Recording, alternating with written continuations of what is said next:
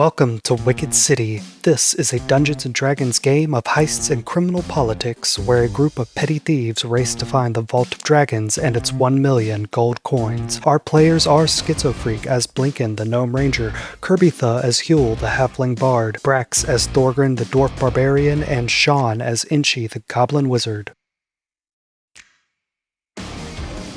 In the last episode, the Half-Pints and Schemo Weirdbottle went undercover at El Torchel Academy, using magic to hide their identities from the Castellanter butler Milton.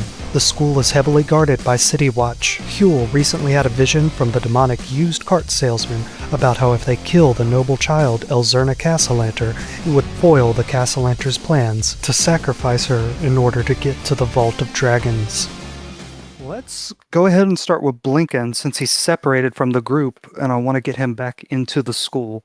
Blinken, you shoved your way out the front door to El Torchel Academy. You passed by the guard and this Griffin cavalry rider that they have here guarding the school. One of the last things you heard was the artificer's boss, the Blackstaff, promised that if any emergency happened at the school, she would show up within a minute to protect the students, these noble children. You shove your way through the doors and you step outside. It is the middle of the day, about 3 p.m. The sun is still high, shining right in your face. You're surrounded by a big cobblestone courtyard and guards and nobles walking around going about their business.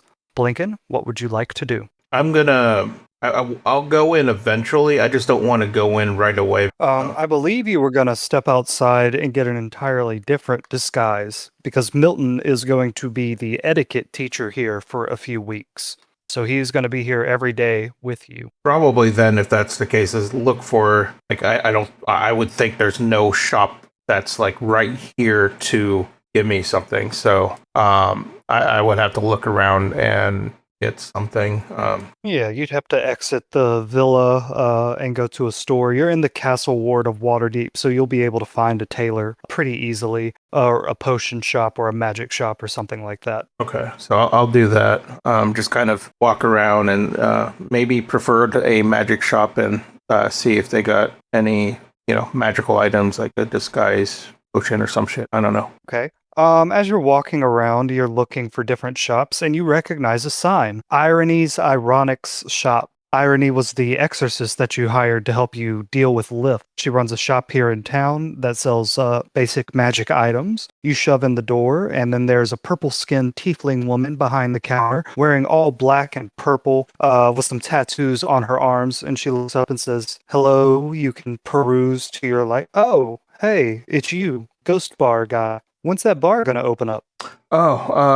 Soon-ish. We're still working out the kinks. We gotta do some more repairs. I'll talk to my guild people, see if I could get some stuff over there. But importantly, I'm wondering if you got any sort of items that could help me with a sort of disguise and try to get into a job that kind of tutors people and stuff. So, I want to make sure I look kind of fit for it, so... Oh, okay, yeah. You want to make yourself look a bit more professional, Yeah. or completely different. Whatever you want to do, man, it's not my business. So I have disguise kits. Those are 25 gold pieces. And I also have a potion of disguise self, if you want to use that. Okay, and for a disguise kit, how long does it last? Well, it's like makeup and hair dye and stuff, so I imagine it would stay on until you took it off. Okay. Whereas the disguise potion spell or disguise self spell / potion lasts only an hour. Okay. So if that's the case, I'll buy... the important thing is obviously getting the look, like you said. So I think the disguise kit might be better for me. And he said it's 25 gold each, right? Yes, sir. Okay. She says, "Yeah, man, you could take this. You could make yourself look like some really knowledgeable halfling or something like that, or a deep gnome." Okay. I'll check here and I go through my little bag of coins here. I'll take 2, and then I'm sure I can make use of it, and I'll let you know also when we're gonna open. So I know where you're at now. Obviously, I see your shop. So I'll let you know whenever our little bar will be open. She says, yeah, man, that sounds great. And hey, I feel bad because I didn't really do a lot last time you paid me. So how about this? I'll give you 3 for 65. All right, deal. I'll do that. Fantastic. She goes in the back. She gets 3 disguise self potions. She puts them in a little cloth bag and hands it to you. And she says, do you have like a cover identity made already? Do you got a name and stuff like that all worked out? Currently no. But I don't think it'll matter too much. Matter of getting a job. So I don't think they care too much about my name, unless they could think of one. But I don't have one right now. Says if you're gonna go as a halfling, put half somewhere in your name. Half foot, half pint, something like that. Really sell it. And remember, it's all about confidence. All right, noted. Thank you for that. I'll see you around. I'm sure I'll swing by, like I said, whenever at least we get close to opening up, and we'll go from there. Excellent. Good, man. You have a great day. And she goes back to flipping through her book. Blinken, you exit the store and begin making your way back to the academy, I assume. Yeah, at that point, I'll probably mess with my disguise kit, one of them, and put sort of almost look like me, but a couple of features distinct that's, hopefully hides my identity from Milton. So maybe like a couple of warts, Yeah. You could just make yourself really ugly permanently. Disguise yourself. That'd be great. That would be Every funny. school has to have like that one like ugly ass teacher. Yeah, he's like the substitute teacher, not the real teacher. Yeah, there we go. All right, so fading back to everybody else in El Torchel Academy, y'all are in the grand dining hall getting ready for your interviews. Schema Weirdbottle has adopted this air of a noble teacher. His posture is no longer slouched and he doesn't look tired and he doesn't look like he's angry at the world. He sits upright with a lot of confidence, his arms folded in his lap, bowing his head as if he's in a slight meditation.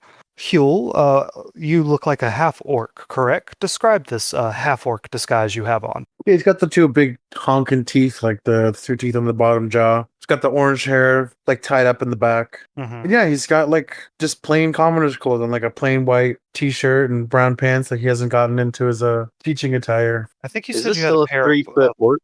coveralls and stuff to make it look like you worked in a garden. Oh yeah, like yeah. Yeah, fantastic. Yeah, how tall is this half-orc that you're pretending to be? Oh, he's tall. He's like 6 feet. He's huge. Okay. Remember, the way disguise self works is you only look like that. If someone came and like tried to touch the orc's face, their hand would just pass through it because your actual face isn't there. Gotcha. Like where he is isn't really where he is, like because of the spell. This was one of the ways y'all were able to spot Zaraj the Hunter when she was disguised as a human. You touched the human and it was way bigger and beefier than it looked like. Okay. Thorgrin and Inchi, what are y'all doing as you wait to be interviewed? Are we alone? Like, are we just with our friends? In this room, there's Huel, Schemo, Thorgrin, Inchi, and then this bard from the Sea Maidens Fair that is playing some soft music on a lute. Okay, and she whispers to his crotch, hey, turn away from the bard. Just turn away. I turn Look this way. bird. No, the other way. And slap you. And she Slap kicks his him. eye. And she kicks him in the ribs. No, the other way. No. Lie. And she opens up the top part of a trench coat and talks down to his crotch. All right, fine. Look, all I was gonna say is if I kick you with my left foot, we go forward. If I kick you with my How about right you foot, don't kick me? if I stomp on your shoulder, we sit down.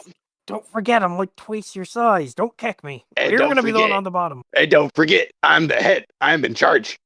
Well, we're thinking with the other head now. Huel, Schemo leans over to you and says, 25 gold coins. Bet that they don't make it through the day without giving themselves away. 25. Again. I'll take that bet, and he'll shake his hand like on the down low, you know. All right, yeah, he shakes your hand. The sleeves he has on his arms are like very fancy gnome garments, not what he normally wears. And they actually like go beyond his hand, so he pulls his sleeve up and he shakes your hand. And as y'all do that, a little cat hops up on the table between you, and it walks up here and it walks down there, and it like sniffs at Schemo, and then it hops over here to this table, and it sniffs at Thorgrin's feet, and it stands up on the table and then sniffs at where Inchi's feet would be, and it goes, it hisses at you. It hisses. It hisses at you. It goes, "Sss." I don't know if y'all can hear that. Bird at it. Okay, I heard it that time. Okay, well, in that case, Inchi casts fear on the cat. Oh my god. The cat Let me needs pull to it up. roll a constitution check, I think. Yeah, it's a wisdom saving throw. Okay. What does it have to beat? 14. Wisdom, so this cat doesn't add anything. And when you do that, you see what you see every time you cast fear. You see this cat's greatest fear. And it appears to be some kind of man in noble robes with a goatee and fine hair and a condescending look on his face. And he raises his hand backwards as if it's going to backhand the cat. And the cat scurries off and runs under this table that Huel and Schemo are at. Then these doors at the front here open and 3 people step in. The headmaster of the school, Lady Fea L. Torchel, Lord Victoro Castellanter, and Milton. And Inchi, shocking to you, that spectral image you just saw of this noble man with the goatee is this person right here, Lord Victoro Castellanter. That cat was very afraid of Victoro Castellanter. Lady Fea steps forward and says, "Hello and welcome. Oh, it's so good to have you all here. We are going to interview you to make sure that you are of the utmost quality and ready to guide the young noble minds of Waterdeep. Who would like to go first?" Oh, I'm ready to go, lady. Yes, and I'm terribly sorry. I've forgotten your name already. What was it? Oh, it's Mr. Grun, ma'am. Mr. Grun. Fantastic. And you are going to be the magical defense teacher, right? Uh-huh. She says, "Well, the Lord Victoro is a very accomplished sorcerer, so he and I will do your interview. Please come over here to the headmaster's table, and we'll ask you a few questions, and then we'll get on with the magic duel to see how prepared you really are for a fight." And she kicks Thorgrin in the ribs with his left foot. Mm-hmm. I follow. And All I'll right. punch Inchi in the leg. All right. As y'all walk up there, the Jester Bard lowers the volume of his music. He is keeping it very soft and serene, just kind of keeping some background noise going through all of this. As y'all walk up there, Milton comes and takes a seat right here at all these other tables. And Blinken, are you ready to re-enter the school? Yes. So you come back in. Your warts look a lot like more permanent now and more disfiguring. They change the shape of your face just a little bit. As you are walking up towards the area you know the interviews will be, this door right here to your side opens, and the young Elzira Castellanter runs out with another student, another young girl. They're giggling about something and they run off across the hall, her gold dress trailing behind her. Milton gives you a polite nod when you walk in, and he sits down and he gets the creases out of his pants, and he pulls out a book and he sets it on the table, but he leans over to the 3 of you and says, "My, I was really worried that we were not going to be able to fill all the staffing positions this semester. That is why I stepped in to be the etiquette teacher, so I'm very happy to have you scholars from Candlekeep come and aid us. I look forward to getting to know each and every one of you." We're gonna have to kill Milton. Back to the top up here, Victoro Castellanter sternly looks at you, Inchi, right into your eyes, and he says, "I will have you know that my family comes from a long line of sorcerers. Galadriel Castellanter is a hero to these people, and I have his blood running through my veins. So I will be very skeptical if you are not of the utmost quality. My own children go here, and I want them only to have the best education. Have I made that clear?" Shouldn't your blood be the only one coming from your veins, sir? Just nod. Dude, he looks confused. And after that, and she also nods. No talking, just nodding. I do like a defense teacher with some spine, though some respect needs to come with it. And Lady Fea says, "Lord Victoro, please let me ask the questions and then you can test their magical might." Stepping forward, "So, Master Grung, tell us, where did you learn your magic arts? Are you a wizard, sorcerer?" Oh, yeah, I learned it from a book. I'm a wizard, all right. This, We're fucked. were you trained by? It is possible for you to fail this interview, just for the record. We're She says, fucked. were you trained by any kind of master? Did you study under someone like Elminster? Well, she was a soup master.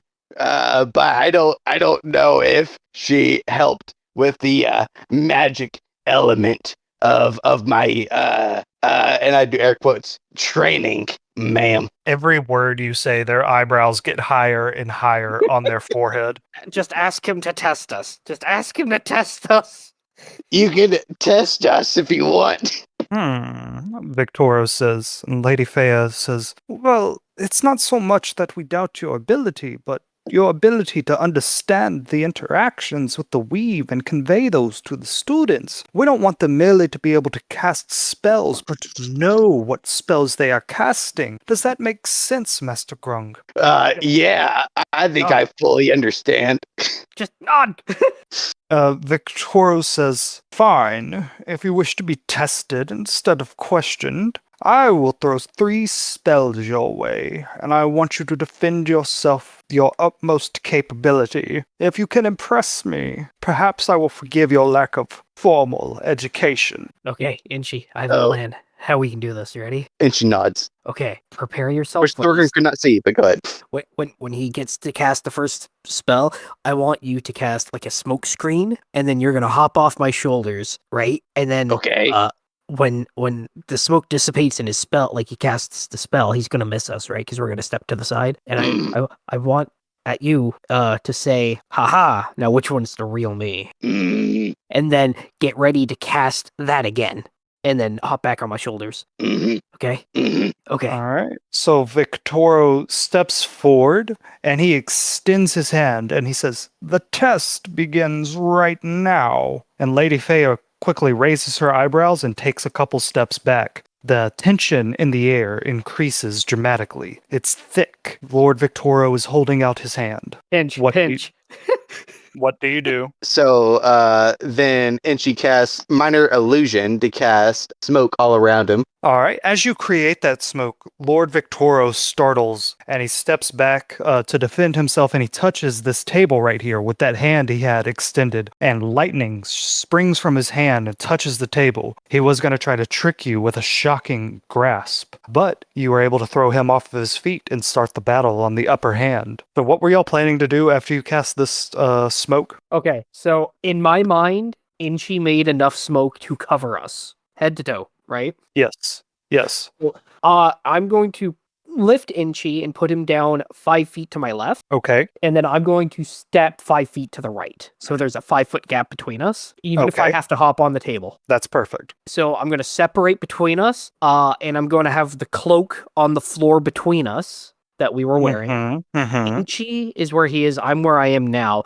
And basically the plan is to confuse him and make him think that we split. Like that, like we did like a polymorph or something like that. And, you know... Do you also look like a half-elf? Yeah, and attempting to help, could I cast Major Image onto Thorgrim? Oh, You wait. could get rid of the smoke and change him in the confusion. Okay, yep. So you can actually do all of this at once. Cantrip illusion, not concentration. So yeah. So Lord Victorio steps back, he touches the table and shocks it with lightning a bit. The smoke fills this area and then dissipates. And as Victorio waves it out of the air, he is now looking at 2 short half-elves that look exactly the same. And he goes, interesting. Very Which one is the real me, mister? And he says, I say it at well- the same time, by the way. Like, which one's the real me? oh, I like that. I like that a lot. Make an intimidation check, both of you. Do we have advantage? Sure. Okay, yeah, so with that 21, yep, y'all are able to say it together. And he looks confused and intrigued. And he says, well, I assume whichever one of you takes actual damage from this. And he casts Magic Missile at a... what spell slot would it be to cast 4? I think that'd be... yeah, at a 2nd level. And he sends 2 hurtling in each of your directions. Magic Missile will hit automatically unless you can do something to stop it real quick.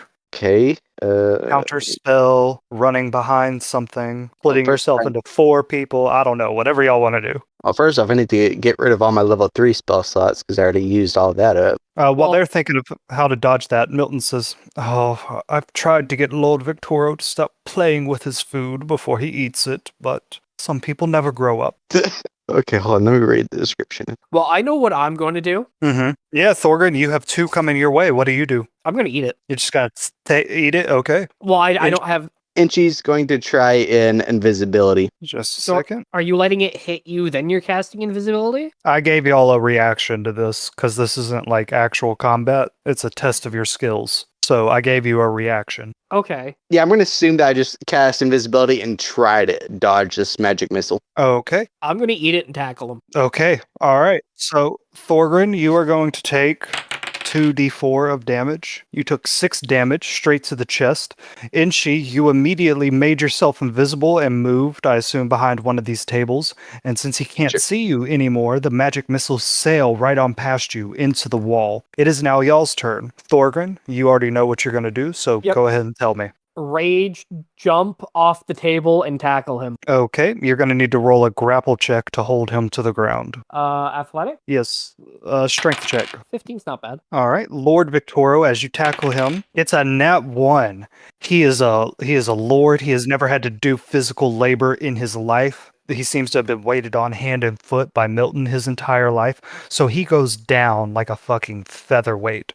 Inchi, what would you like to do? And she wants to hop right back on Thorgrin's shoulders and cast Disguise Self again to like meld back in so that we also look like one once more. Okay. And then he speaks down to the Lord. Hey, stop attacking me. This is just an interview, right? A magical defense interview. That's what this was. You knew this That's was going to happen. That's still what he runs with. Okay.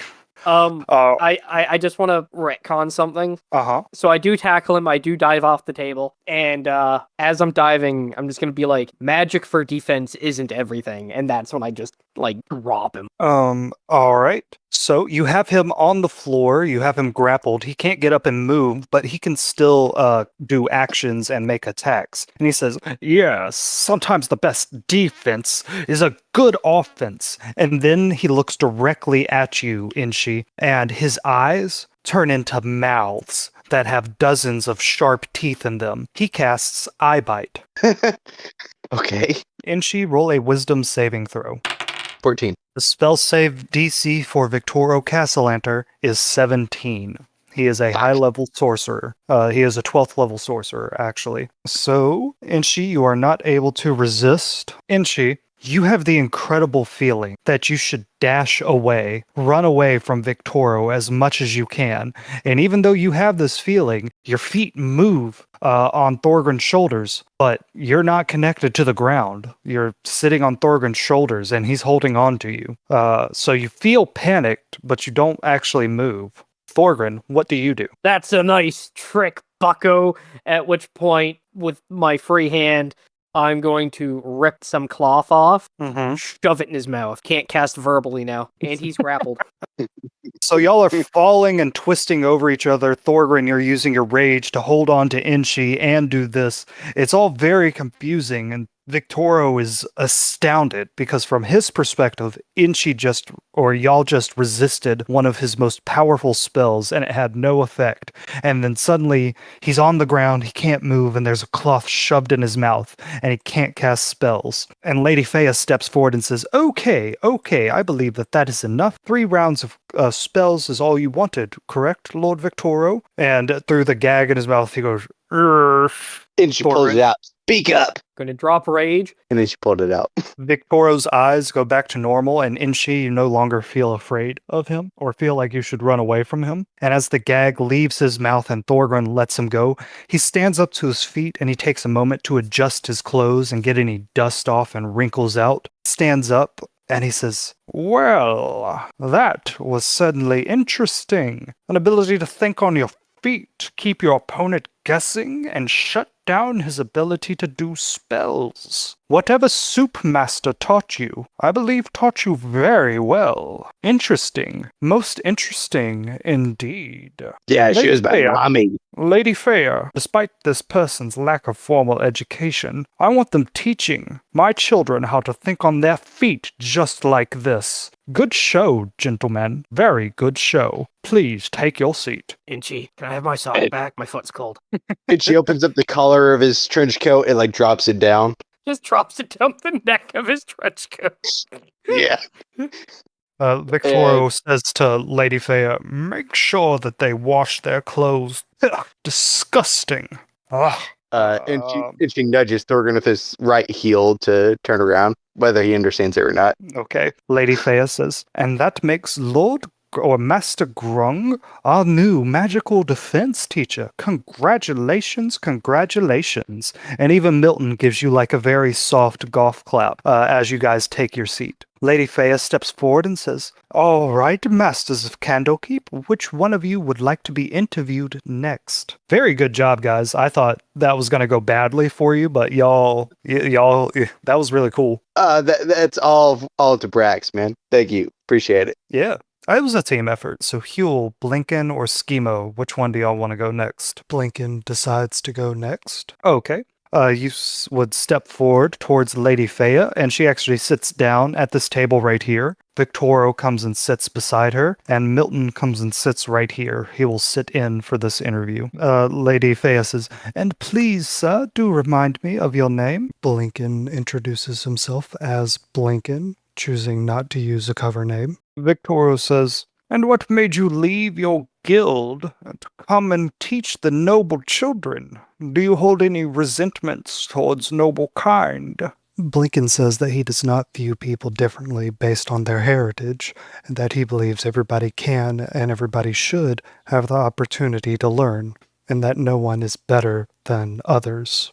And Lady Fea says, well, that is a wonderfully egalitarian viewpoint. And then Lord Victoro cuts her off and says, well, the honest truth is, Master Blinken, not everyone is the same. Not everyone is made equal. Some are better than others. The nobles, for example, have ruled Faerun for thousands and thousands of years, and in our hands we have become the most powerful kingdom in all of Toril. The guild system seeks to upset that, ripping our noble properties away. I've no doubt that a man like you, someone devoted to his craft and quality, and someone who seeks to have his contributions recognized, can tell. You sound like the guilds treat you like another cog in the machine, treating you like you're just supposed to show up and do your work and go home. No. When you work for a noble, you give your best, and when that noble sees what you are giving, he can elevate you above the rest of the crowd. What we would like you to do here is not simply teach guild arts, but teach our children the understanding of the guild system, so that over the coming decades, we may obliterate the guild masters that seek to strip Waterdeep of its natural order. Would you have a problem with that, Master Blinken? And Milton perks up and says, I do believe my lord in his passion has misspoke. See, even the Castellanters were common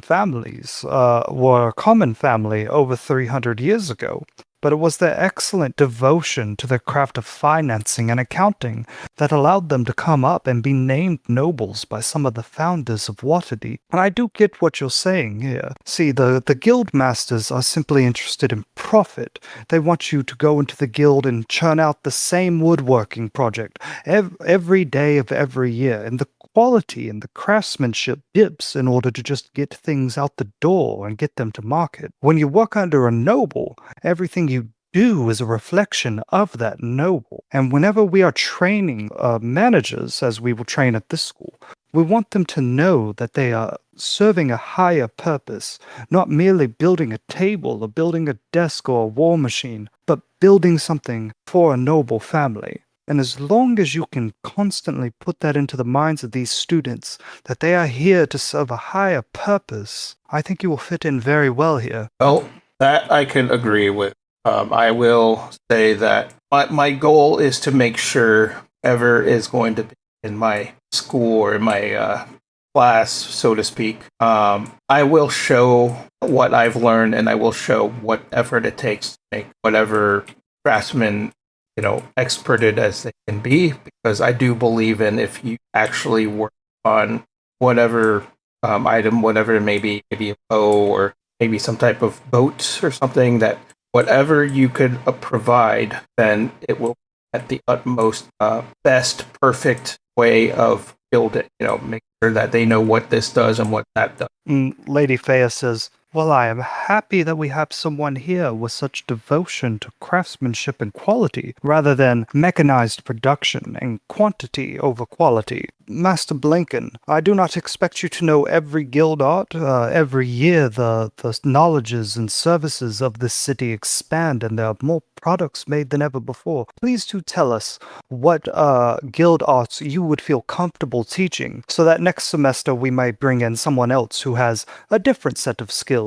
That way we produce well-rounded students. Oh, that's understandable. I have no problem with that. For me, specifically, I've been working a lot with woodscraft, so mostly it was with, crafting bows and, maybe some arrows here and there. Lady Thea says, here in about 3 weeks, all our students will be putting on a talent show displaying their bardic arts. We actually do not have a stage made. Do you think that one of the projects you could do in your class is building an elegant stage, an elegant, I don't know the word for it, but the thing around the stage that kind of frames it, where the curtain hangs? Yeah, things like that, and whatever props and such they might need. I think that would be a great way to get the students involved, not just in the art, but in the craft and presentation of their skills. Okay, yeah, I could definitely lend a hand on that for sure. That would be a good project to start with. Fantastic. Any other questions, fellas? And Lord Victoros leans forward to you, a little bit imposing. His hair is just a slight bit roughed from the tumble he took on the ground earlier, and he says, Master Blinken, I assume you could put 2 and 2 together that I have no love for the guilds of this city. The workers, the craftsmanship, yes, I need that to glorify my house and elevate us. But I must ask, are you currently under any contract or employment with a guild in this city? No, I'm looking into one, but currently, since I'm working on this assignment, or I want to, I am, under no contract. Deception check. Okay. Oh, okay. So I just rolled a 15. So. And then Milton leans forward and says, Master Blinken, if I may be so bold, are you a gnome? Or half? Sorry, I am a gnome. But, obviously I don't know what happened earlier. Something happened. Might have been some food allergies for my face. I apologize for that. Says, forgive me, my memory lapses sometimes. I meet so many people in my duties. I seem to recall meeting a gnome named Blinken. Have we ever met before, sir? Well, we have, I'm not the only Blinken in the city. But, no, I don't think so. Deception check, DC 14. Roll a 14 plus whatever. All right, so that's a pass. Milton seems satisfied. Lady Thea seems satisfied and happy that she has someone to help with her talent show. And Lord Victoro eyes you up and down, is off-put by your association with the guilds, but he really likes a man who is willing to do quality work and stand on that quality. He reaches forward to shake your hand and says, Master Blinken, I cannot wait to see what you teach our students. And I shake his hand and I nod and smile and say, yes, I look forward to it as well, and I'm looking forward for that project. Fantastic. And we'll do Schemo now. Okay. Schemo walks up, and again, he stands up and he takes very slow, deliberate steps with perfect posture. He doesn't travel up and down as he walks. His head remains level all the way through. He is a fantastic little actor. And he gingerly sits down at the table and says, Yes, my name is Maestro Kelsia. It is my pleasure to be here. I look forward to teaching a new batch of students. Where I came from in Candlekeep. Or, I fucking lost his voice. Where I came from in Candlekeep. I just had to teach anybody that came in through the door. Common people, nobles, adventurers, scholars. People that really didn't seem to care that much about the music. They just wanted a little lute lesson here and there. What I look forward to doing here is teaching not just music, but the ability to know musical theory, to be able to apply that to a variety of instruments, as well as poetry reading, acting, and the ability to write plays and such. I really think that Waterdeep and its nobles need to retake the theaters in this town. It's been overrun by the theater guilds, and what do we have? We have these low rent, low-budget, vulgar plays about adventurers and sex and drugs and money and just the kinds of things that we don't need in this city. I would love to show the high art to the students here and really elevate the city of Waterdeep, make it a shining city for all the arts on the Sword Coast. And everyone already looks like very impressed with him. And they begin talking about poetry and art and different things like that. And she's made it clear that he's not a fan of Schemo, right? The Castellanters do not like Schemo, but he does not look like Schemo right now. He does not look like a Doom Raider. No. To make it clear to the party, and she is not a fan of Schemo, right? Oh, yes. No. Oh yeah, That's it's made clear. that very clear. You've made that very clear. You wanted to kill him many times. And I kept spraying you with water bottle spray so that you stop because Well, because the water bottle is not present, and she's going to cast minor illusion to make it seem like he farted during the interview. My God, dude. All right. Schemo was going to roll a persuasion check to just smooth talk him, but now he's going to do it with disadvantage. He's a bard. Let me look at his sheet. I think he has +3 to his charisma. So that is an 11. A faint odor fills the area over by the table, and Milton scoots away, and Lady Fea waves a hand in front of her face, and Lord Victoro shifts uncomfortably. did And I see Schemo this by chance of him doing that, by the way? Inchi, do you want to do it secretly? Yeah. Sleight of Okay. hand. Okay. I mean, it's done already, but if I do see something, Yeah. Now, oh boy! Inchi, every one of your friends knows that you did this.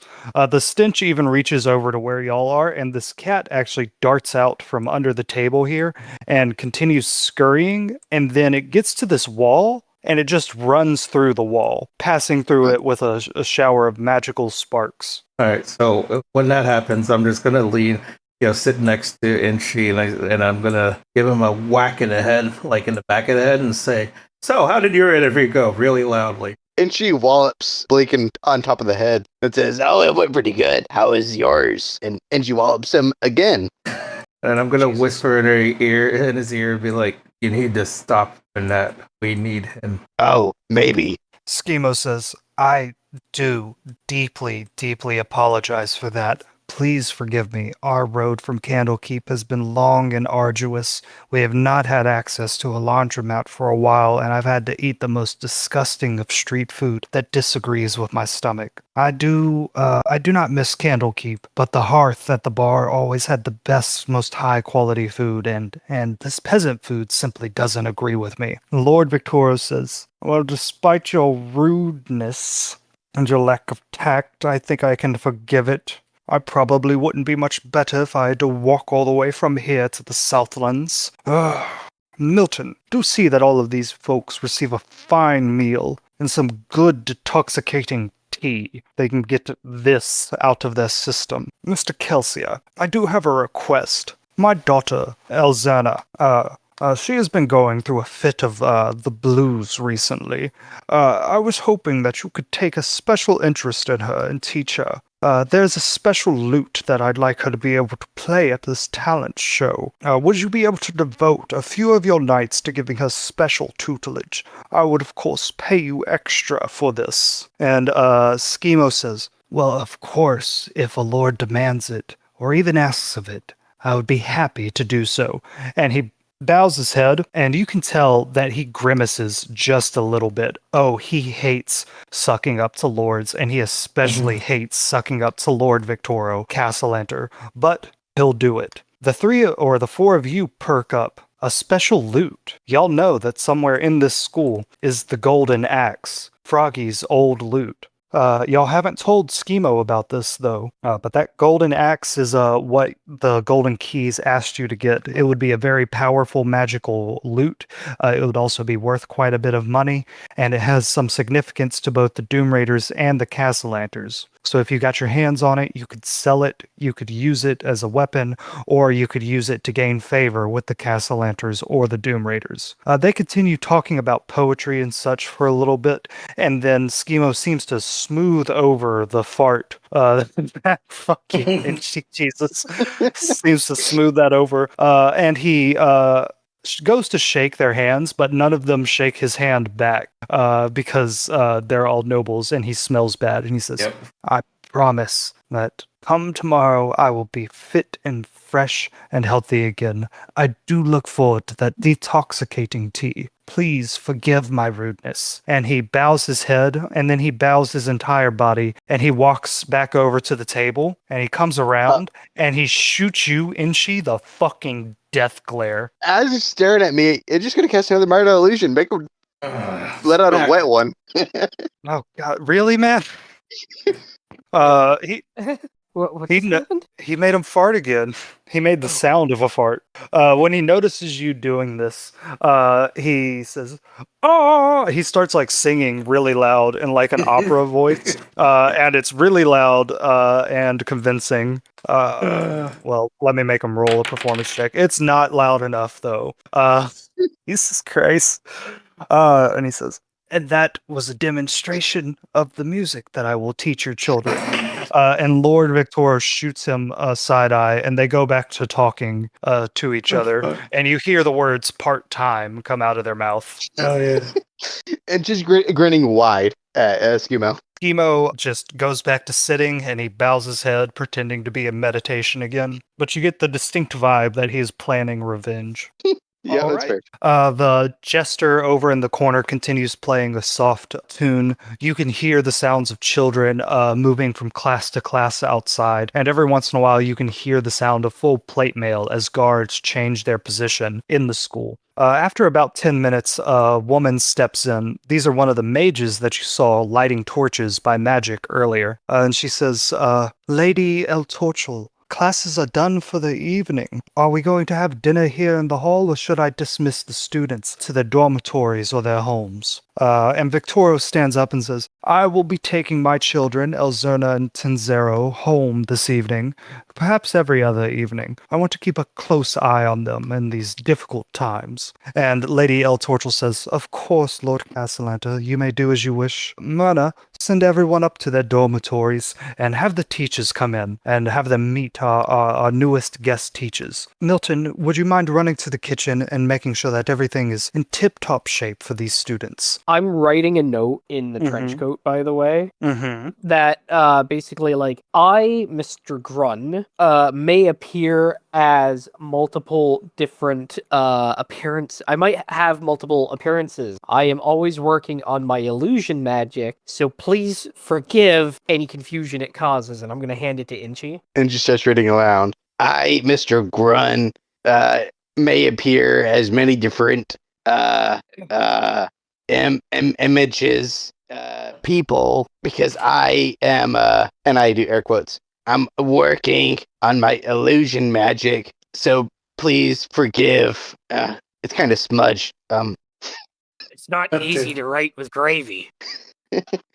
So please forgive any discrepancies in my appearance. That's what I read. That's what I read. Anyways, I figured this would give us an excuse to actually just be able to walk around as ourselves, assuming we still have a slight disguise on. That way we don't have to be walking around together. Yeah, however y'all want to do it. Everyone here is fairly intelligent and aware of magic, so they might ask questions. Okay, so everyone to the north here is a teacher here. Then there's these ladies, these mages down here. These are kind of like the den mothers. They like watch the students at night. They take care of like their medical needs and like bring food and stuff. They're not really teachers. And then all the students are down here to the south. This is a chance for y'all to mingle and talk to any of the teachers before y'all are dismissed for the day. And then your first actual day of teaching will be tomorrow. That's how this heist is going to work. You get to teach during the day, and then we can go and work on personal stories or subplots at night. This gives y'all time to find out information about the Golden Axe,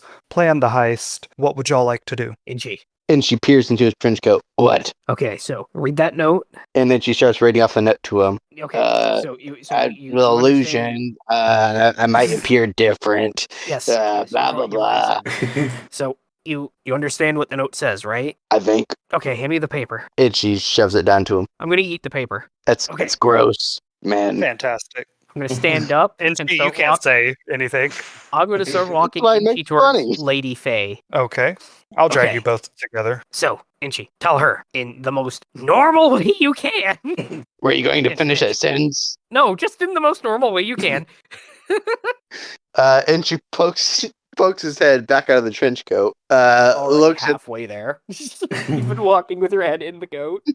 yeah, and he looks at the lady and says, "Oh, I'm gonna run some scenarios on the students, you see, and I'm going to change my appearance every now and then, and I am going to see when they can catch the discrepancies in my appearance, and I'll give them bonus points at the end of our class terms. Will that be fine with you, ma'am?" Ah, yes, yes. Many people in Waterdeep use disguises often. It would be good for all our sorcerers and wizards to know when they are being tricked. It would help in business dealings and self-defense.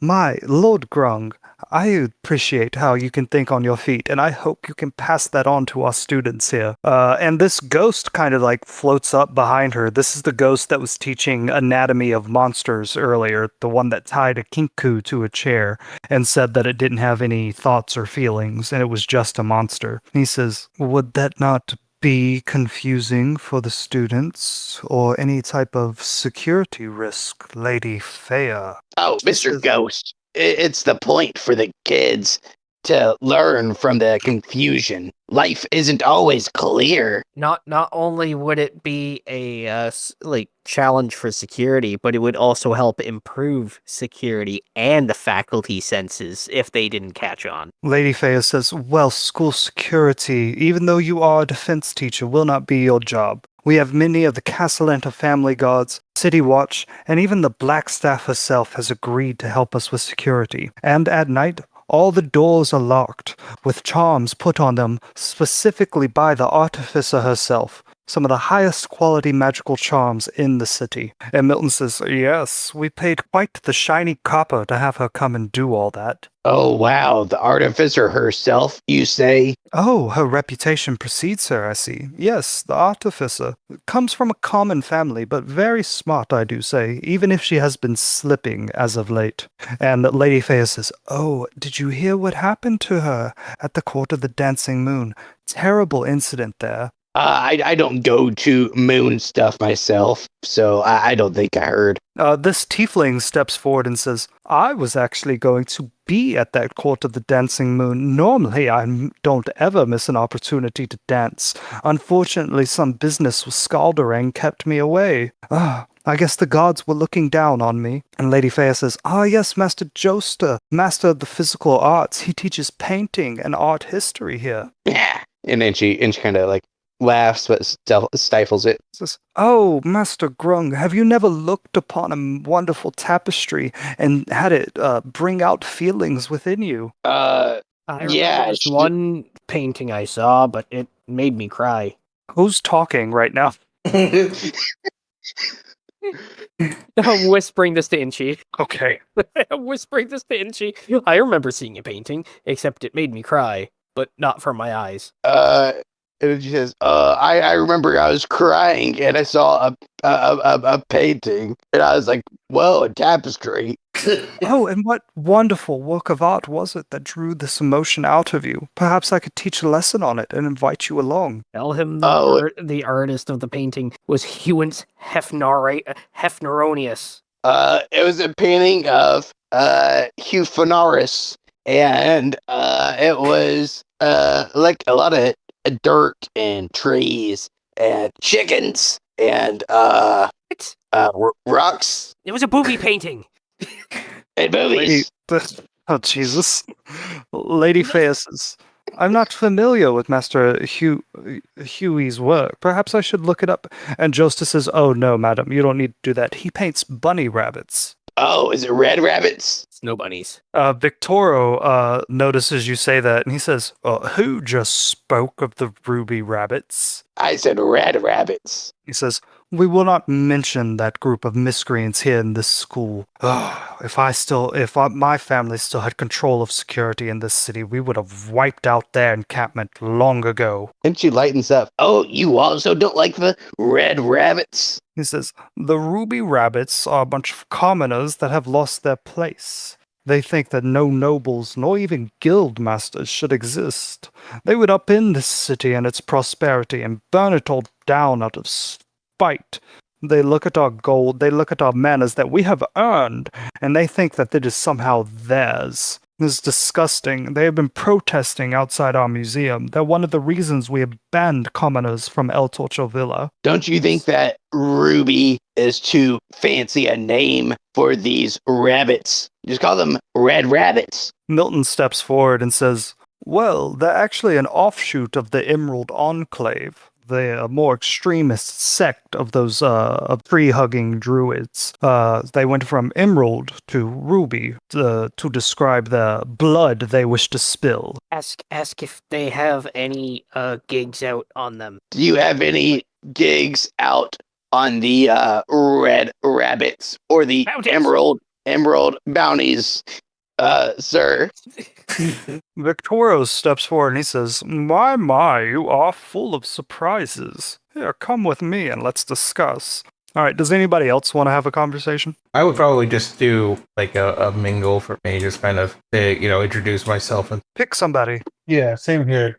Q will just come Yeah. up and introduce himself as the horticulture maybe teacher. Yeah, pick somebody. Tell me who you want to talk to. I'll probably talk to Alchrist. Fuck it. Hell yeah. Hell yeah. So you go up to Alchrist and you introduce yourself as the guild arts teacher. Yep. He says, oh, wow, it is very... That's not his voice. He says, well, it's very good to meet you, sir. My name is Alchrist, Master of History. I hear you come from Candlekeep. I have one day longed to go there and study all the history books that they have on file, but to become a reader, you have to go through all the complications of being a scribe for a few years first. Maybe one day when I retire. He says, so, tell me, what kind of guild arts are you familiar with? Well, mostly for me, basic woodcrafting. Sometimes I help people bows, make arrows, and then like building wood bridges, so on. Pretty intense sometimes. He says, that is most fascinating. Soon in my lectures, I'll be covering the infrastructure of early Waterdeep and how it influenced the design of the city throughout the centuries. I would love it if I could get you in there to describe the various materials and things that were made, Oh yeah, I would. that were used to make these bridges. I would definitely lend a hand on that. So he steps away for a second. He pulls out like a little flask that he has that has some wine in it, and he takes a sip of it and he offers it to you. He says, now tell me, Master Blinken, do you fear at all that one day the metallurgy and steel arts will overcome the need for wood? Well, I certainly hope not. I do different even more of building things, but I do still think that the crafting on demand, let's call it, maybe one day, I don't know. Yeah, y'all just have a conversation Yeah. about that. Alchrist, he does seem a little bit not pompous. How would you describe someone that's like, high society but doesn't look down on other people? Like, you don't get the air of arrogance off of him, Yeah, even though he is clearly a man that is used to the finer things. Prestigious? That's a good word. Yeah, I think. Yeah, prestigious. Not arrogant. Humble. It's actually a breath of fresh air to talk to him. Huel, who did you want to talk to? He'll kind of be like jump up and he's like waking up. He's like sleeping there on the bench. He's gonna go talk to this fella. He's musically inclined, Mr. Skuldering. Yes, Schemo comes up with you, disguised as Kelsier, and y'all begin talking. How would you introduce yourself to Mr. Skuldering, who is the opposite of Alchrist and looks very arrogant and very like he looks down on people? He'd walk up. He'd be like, "My name is Phyllis Ratrod. I am That's a great name. Yes.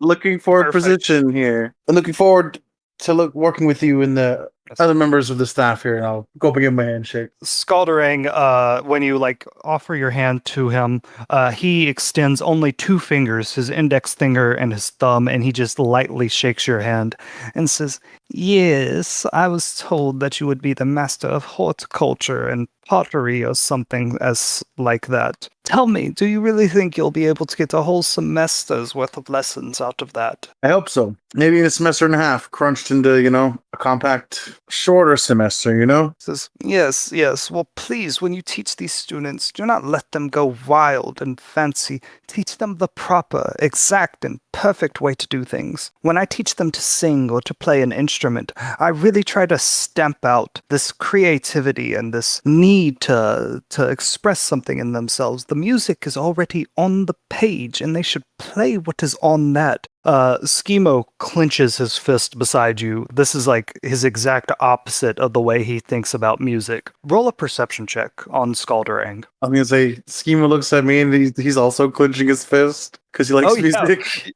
You're both bards. Yeah, you both hate everything he just said. He's biting his lip. He said perception. Yes. Yeah, he's taking everything he can to not to start beaking off right now. Like music comes from within the soul, and he's gonna bite his lip. All It is right, written for a reason. You look over Skalderang. He's wearing this red coat, this like pink coat, and this bright green vest. It clashes with each other, and it clashes with his blue tiefling skin, and it's just an assault on your eyes. Even though it's like very fine clothes, he just makes it look really ugly. It's all really tight on him too, as he has a big bulging gut. And he also has some kind of short sword around his waist. And Schema Weirdbottle says, yes, well, if I am teaching bardic arts and you're teaching music, I want to know why those are two different positions. And Skalderang says, well, it is because the nobles are expected to know an instrument or two and be able to sing a song so they can entertain guests at parties.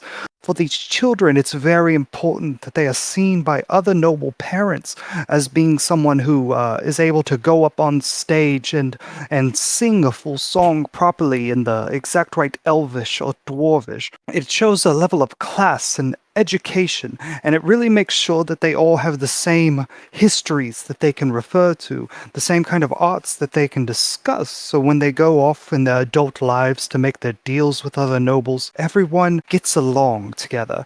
We really have to make sure that all the nobles have the same education, so that they have the same minds, and they can work together. You go to these schoolhouses, or you go and see what the common people teach. They teach every person to be themselves and be unique, and that is why you see the common classes constantly struggling. They're also interested in being themselves. They have no interest in being great. And Schemo says, well, I was told that there is a young lady here, Elzyra Castellanter, who needs some special attention. Have you had any lessons with her? And Skalderang rolls his eyes and looks away with disgust and says, Miss Elzyra, and he specifically doesn't use lady, he says Miss Elzyra. He says, Miss Elzyra is the most stubborn one. Apparently, she discovered a music by this group of bards called the Doom Raiders, and she's very taken with it. So whenever she sings, she changes her voice and enunciates the words weird.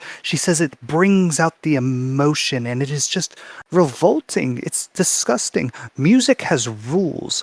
Words are supposed to be said a certain way. You're supposed to open your mouth and pronounce them so that even the back seats may hear them. And she is just doing whatever her heart desires. I do not see much of a future for that lass. Okay, Victoro and Inchi and Thorgrim, y'all step away for a little bit, and Victoro says, now, I've been told that the Ruby Rabbits are holed up at some kind of fetid orchard on the outskirts of the city, near one of our workhouses, a nail factory, and they really seem to blame us for their orchard falling into disarray. It was probably just mismanagement on the part of the Snow Beetle family that ran it, group of fetid halflings and such, but they have been harassing my managers at the nail factory, and I would really love it if someone could go over there and teach them a lesson. I'm told that their leader is some kind of portal, some kind of animal creature, and their lieutenant is some kind of grung, a frog creature from a far-off land. Someone could scare them and get them back where they came from. That'd be very nice. And I have no confirmation of this, but I know that they are trying to recruit some goblin clan on the outskirts of the city into their ranks. Gods. I don't think so. They used their army of frogs to try to kill the goblins, and I don't know what happened after that, but I think the goblins won very easily. Deception check? Yeah, 18. He says, so you've heard that this clan of goblins was able to take on the ruby rabbits and fight them off. Most interesting. Now Yeah, see, that they killed- clan of goblins, please don't interrupt me. Now see, that clan of goblins is actually stationed in an area that my family has owned but has been unused. We'd like to start some kind of forestry operation there because the trees grow particularly thick. However, if that clan of goblins was able to do something about the ruby rabbits, perhaps I could let them stay in their little ramshackle village. Oh, well, I think we're thinking of the wrong goblins, because where they live, they are just fine where they're at. And, No, no. see, you misunderstand me. The goblins are on my land, and I want it back. But if the goblins could prove themselves useful rather than vagrants, perhaps I could let them stay there a decade or so longer. well, my goblins killed all those frogs, so I could talk to those goblins, but I feel like my goblins are living just where they're at, just fine, not on your land, sir. Your goblins? Yeah, the ones I'm talking about. Where do these goblins that can fight the ruby rabbits that you're talking about live? In the woods. See, Mr. Grung, I believe we are talking about the same set of goblins. There's a lot of woods. There's a lot of woods. Look, since you seem to have some connection to these goblins, although why you would ever associate with such creatures is beyond me, if you could convince them to handle these terrorists, the ruby rabbits, my family and I would be most appreciative of it. Oh, okay. I guess I'll go take a hike one day, see if I can find these very dangerous, very skilled, very handsome goblins, and I'll see what they can do. He says, do be careful around them. We've had many problems with goblins in this city as of late. I told the Blackstaff just last week if we can ban dragons, certainly we could ban goblins. But she said something about equality under the law, some nonsense such as that. And she puts up his index finger. Well, the economy would suffer if goblins weren't in Waterdeep. You see, someone's got to clean up the trash around here and eat up the grapes and the gravy. And goblins, they're smart economy, politically wise, right? Mr. Grung, you confound me. You can always find someone to be a dung sweeper.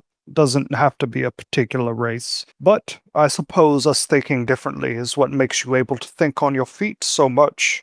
Although, it would be fun if we had a duel outside of this school one day, but I kid. Please, go about your business. I look forward to teaching with you tomorrow. And I look forward to dueling, sir. Goodbye. Okay, and he is going to run on out, and as he exits the door, he says, Elzyro, Tinzino, come on, we must be back to your mother. I'm sure that she has prepared a wonderful meal with the servants. Elzyra, where did you go? Alright, do y'all want to do any more mingling, or are y'all ready to leave the school for the day? And she pokes down back into his trench coat, ask Thorgrim that, hey, do you want to go talk to someone? Let's go to our quarters and we can split up. Ooh, smart. Like my toesies. Let's go. Alright, Huel, Blanken. Um, I'm pretty much good to end in the day. yeah, Just leave there. I'm okay with leaving here. I'm just, striking up a conversation and be like, yeah, I'll see you tomorrow. Krista says, there's a staff breakfast if you arrive 30 minutes before the beginning of school. It isn't mandatory, but the sausage biscuits that they make here, delightful. You must come. God, I'm doing a lot of stuffy voices.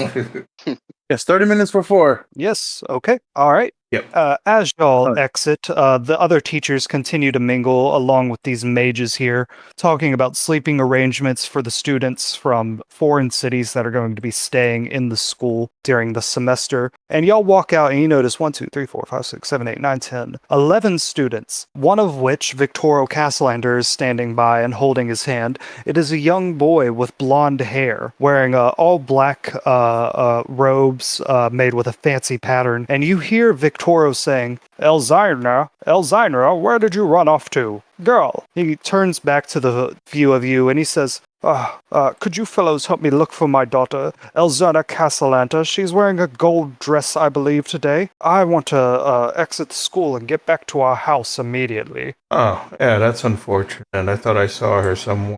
A little girl with a gold dress. Yes, she's always running off everywhere. Students, be away, be away.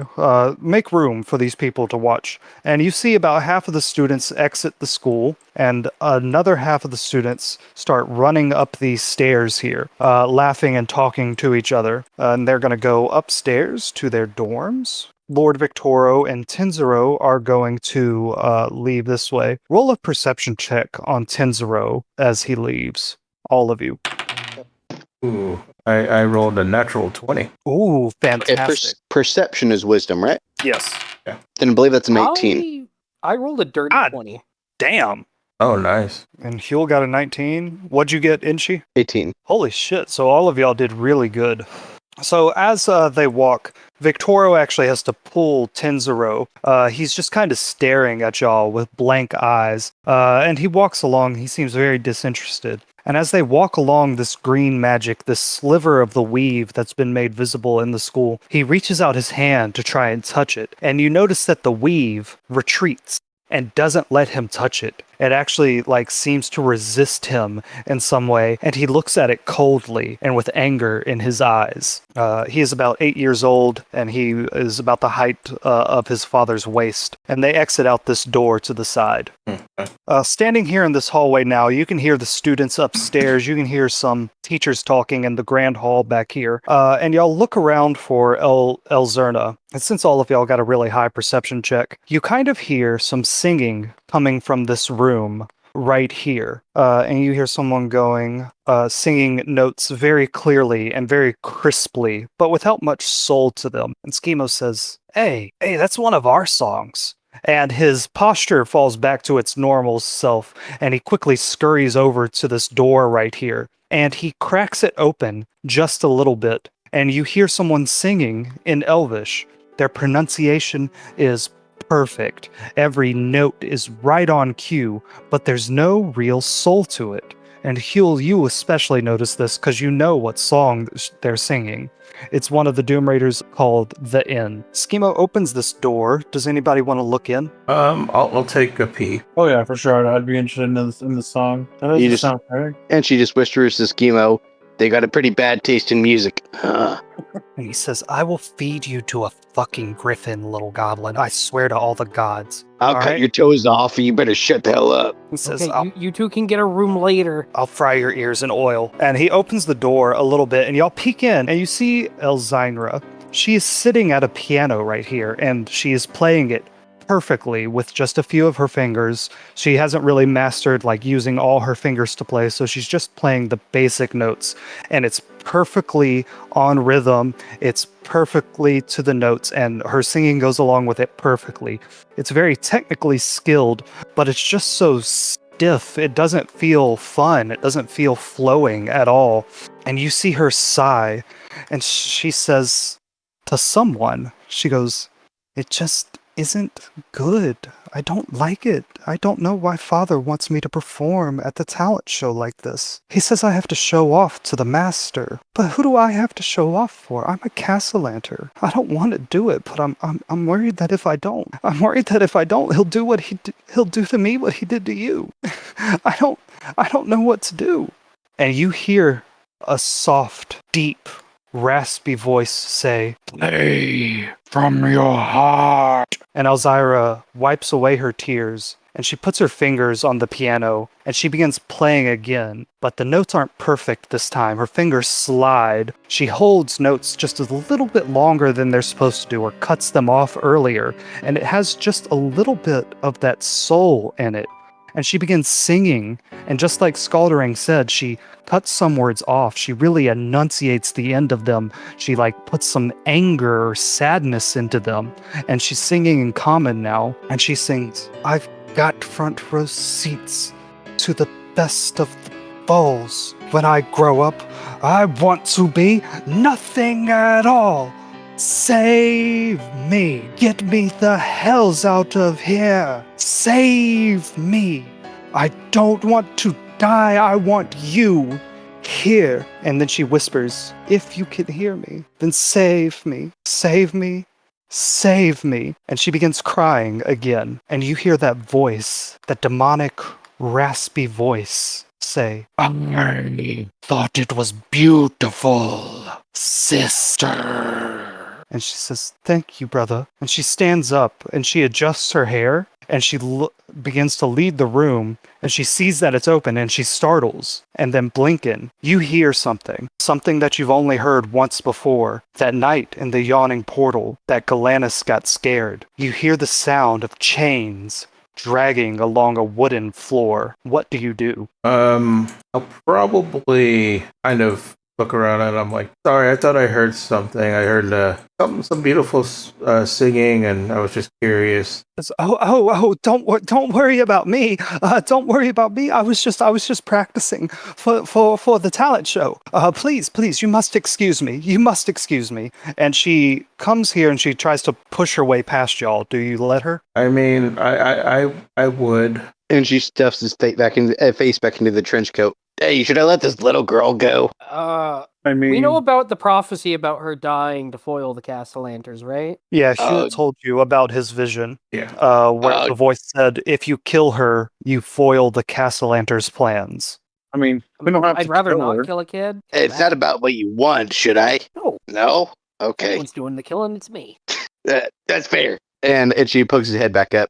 Yeah, no, go ahead. And she runs along, and again, you swear to God, you can hear the sound of chains dragging along the cobblestone floors. And she runs away. I poke my head back down. I could have stabbed her in the back, like I'm she was already right pulling out a there. dagger. And then she pulls his out and shows it to Thorgrim under his trench coat. Yeah, see, I could stab her. We don't want to blow our cover the first day we're here. Come on. No, I'm threatening you, Inchi. And she then points his dagger right at his face then. I point mine at Okay your then. Junk. Oh, no. I'm sorry, no, Game.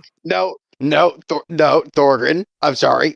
I'll And pop the twig and peaches. Don't try me. I surrender. Yeah, give me your dagger. And she hands him his dagger. I now have 2 daggers. All right. Would y'all like to go somewhere and discuss what just happened? I mean, yeah, we could go back. Yeah, let's. very cool. I was gonna agree with you. Say, let's just go back to our rooms and talk. Actually, figure it out. Y'all want to go back to your bar? Yeah, we could do that. Yeah. All right. Y'all exit the school and you exit El Torchel Villa, and I'm going to take you back to your bar, Troll Skull Manor. Y'all come back to Troll Skull Alley. Remember, Troll Skull Alley kind of has whatever shops you would need. It also has a private detective that you can use.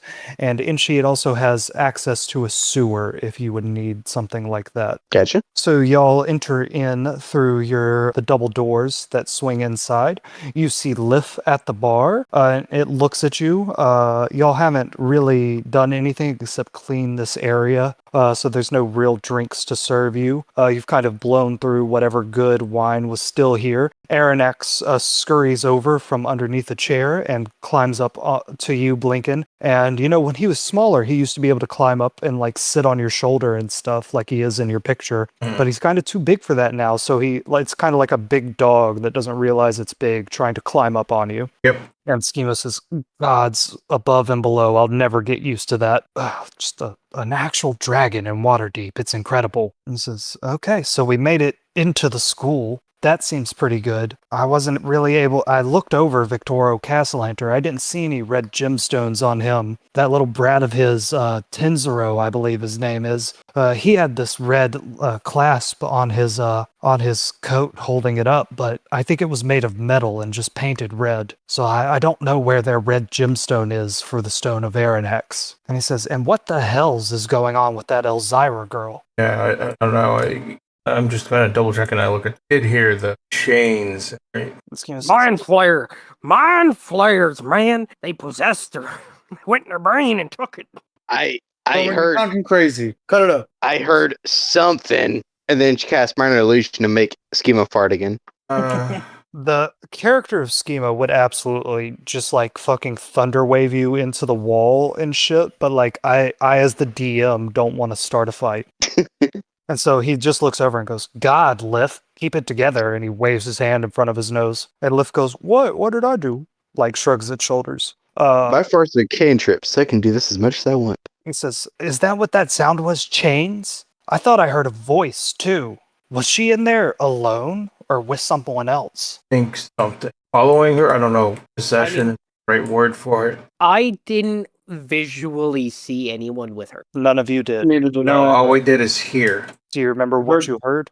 We heard the song, the end. Yeah, it's some gravelly voice calling her sister or some shit. Blinken, you remember one of the first things you did after the museum heist was go to the El Torchel library and research the cat because they intrigued you at first. Yeah. You wrote down a bunch of notes. Maybe you should look those over. Yeah, I mean, I can just kind of go through the notes and I'll be like, yeah, maybe I remembered something because I know Castellaner family's kind of shady, so I'm gonna read and figure it out. That does seem intriguing. Schema says they're not just shady, man. They're evil. They disguise it because they always hire someone else to do their dirty work. But any bad thing that's happened in the Sword Coast in the past decade or so has had the Castlelanters' involvement. They funded dragon cults so that they could weaken Waterdeep's defenses so that they could step in and provide the funds to increase security, and that increased their stranglehold on the city.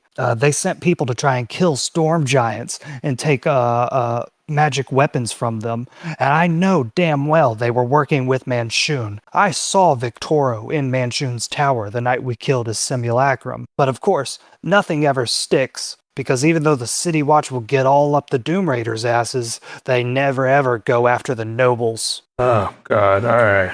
I'll have to. So, were we given any sigils or anything to say that we are members of staff at the school, so we can come and go as we please? Yeah, like passes or something. Yeah, sure. Y'all got a hall pass. Okay. That identifies you as a teacher. It has your cover names on it, and of course there was only 4 of them. One for Schemo, Blinken, Inchi, and Huel under their cover names. All right, Huel. I'm gonna go back to the school and do some digging around. You want to come with? I mean, I Yeah. suppose I could. Thorgrim tried to cut my balls off. I don't want to ride his shoulders anymore. You can ride his instead. You put your dagger against my nose. You stole my dagger and pointed yours at my crotch. Do goblins have balls? I just assumed you were all eunuchs. More than you. I guarantee his I balls doubt way that. more than you as a person do. Mine, Maybe mine, you are, should cut them off then. mine are bigger. Yeah. Anyways, enough talk about deforestation. Come on, Huel.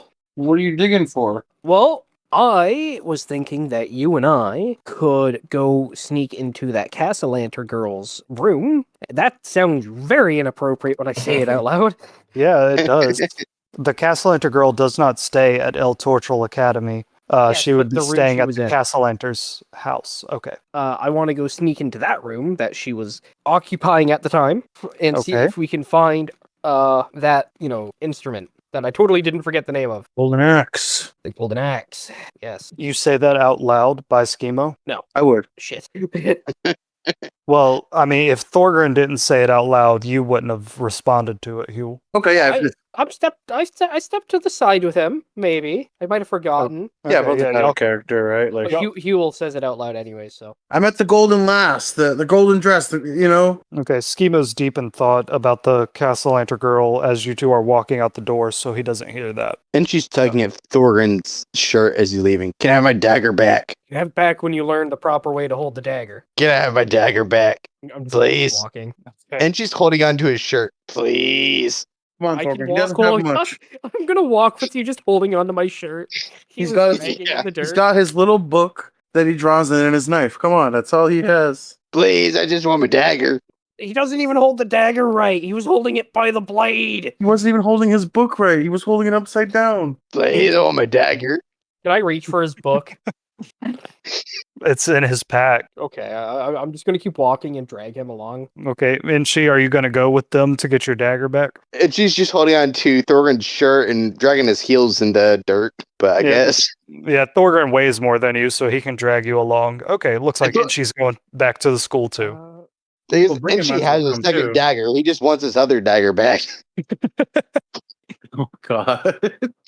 Okay, so Blinken, you're alone in the bar with Schemo and Lith and Aaron X. What are you doing? I'm gonna go through my notes, scroll through a bit, flip around, and I noticed that there was something that I underlined, that it said that there was a kid named Osvaldo or something like that. That was dead. Osvaldo. Yes. And I look at Schemo and kind of say, "You know about this kid that died?" He says, "Oh yeah, Osvaldo. Yeah, about 5 years ago, the Castellanters, their firstborn son, Osvaldo, died of sickness. It was in all the papers. They had a big funeral for him and everything. Davil wanted to interrupt it, but me and Istrid talked him out of it. You know, I don't like the noble kids, but like they haven't done anything wrong yet. You know." I wonder if this is linked, girl, because I swear I hear something like sister, and she with brother. So I wonder. Yeah, and that other noble Brad Tenzero wasn't anywhere near there. Yeah, that's true too. That is really weird. He says, "Hey, can I see that notebook you have?" Sure. Like a notebook. He looks at it, and he looks at a few of the other things you wrote down. I remember what I told you. He said, "Okay, all right. Osvaldo died about 5 years ago. 5 years ago, the Castellanters weren't doing so well. I want to say it's because of us. We foiled enough of their operations that they sunk a lot of money into things that didn't work out for them. So they were actually on the back foot. A lot of their foreign land holdings were falling out of their control, and they didn't have a lot of gold coins in their vaults anymore. And then suddenly, 5 years ago, their fortunes turned around. And they became, again, one of the most powerful families in the deep, right after their son Osvaldo died." Something, but they made a deal with something. What, like all of a sudden, things turn around? That doesn't make sense. But what a deal. And, I suddenly remember, the thing that he mentioned, Froggy. I'm like, could it correlate with what happened? He says, maybe. He says, "Look, Blinken, you've been good to me here, so I'm just gonna be honest with you. There's this devil. He calls himself the Salesman. He's been following us around our whole lives. When me and Davil were younger, he would come up to us and he would make bets with us.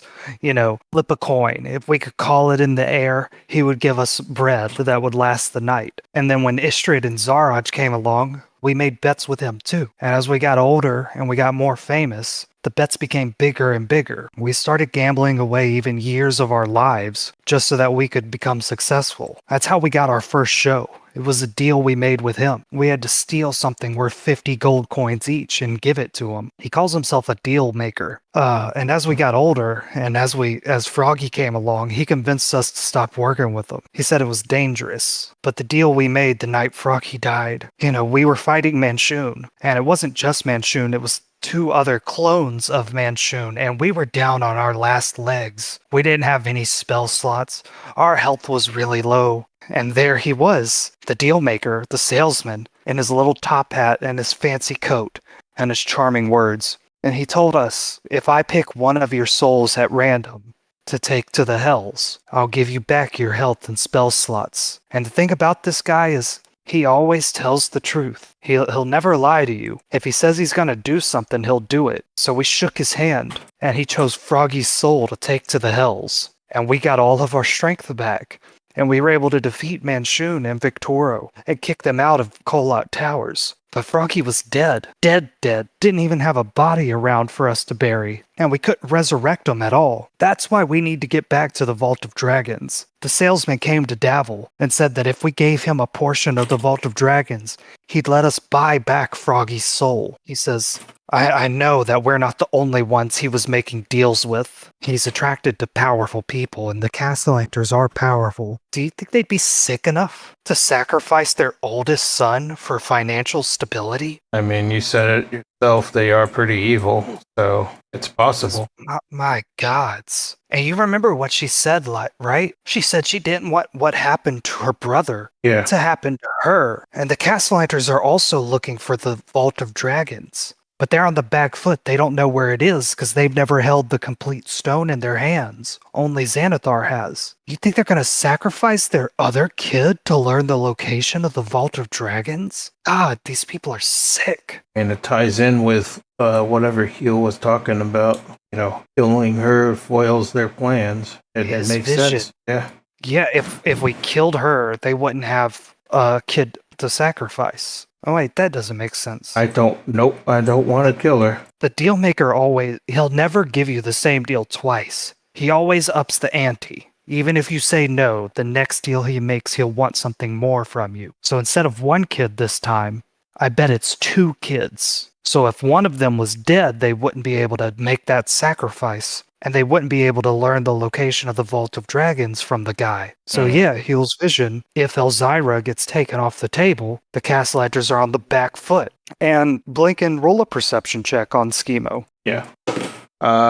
17. For just the briefest of moments, you see him think and concentrate, and a wicked look crosses his face. He says, No, we couldn't do that. We couldn't keep them on the back foot by taking their daughter off the board. That'd be sick. We're not killing innocent people, especially children. I don't think she's like fully understanding what her family is. But if she was talking to that voice, she was talking to Osvaldo, she must have some idea. I mean, we were kids once. You would think it's probably an imaginary friend or something. I think what we should do, if anything, is figure out a way to save her. Yes. Yeah. He says, if we did that, I'm already on the Castellanter's bad side, but if you got involved in this, you'd be their mortal enemy, getting in the way of their goals. The Castellanters are powerful enemies to have. Are you sure you want to fuck with their plans? I think we would need to talk to others, but personally, I think this is the right way of doing it. We need to stop this somehow, one way or another. I don't think it's right for them to, if it is in fact true that they did sacrifice their son there for their knowledge, I think it's going to happen. And then, so I think for the greater things, we need to stop them. If they're my enemies, so be it. I don't care. But I think we should at least discuss this one day. He says, yeah, and fuck.